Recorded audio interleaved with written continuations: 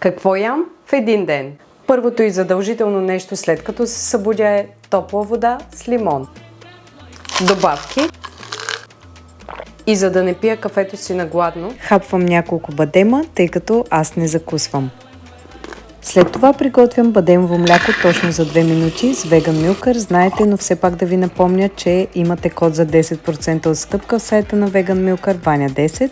Обичам да го добавям към кафето си, а с пулпата, която остава, приготвям протеинови бомбони за следобедна закуска с фъстъчено масло, мед, сурово какао и протеини.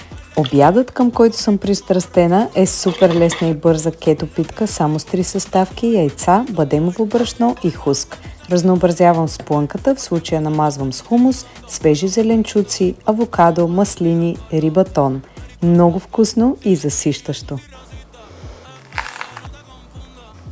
За следобедна закуска хапвам от протеиновите бомбони с чаша кафе. По-късно си приготвям протеинов шейк с банан, бадемовото мляко, което приготвих сутринта, замразени горски плодове, протеин и фъстъчено масло. Изпивам го и отивам да тренирам. Вечерята е, както обичам да ги наричам, пилешки джобчета или пилешка кайма, крема сирене, спанак, томат, кашкавал. Завивам, намазвам с яйце, поръсвам с галета, пека и готово.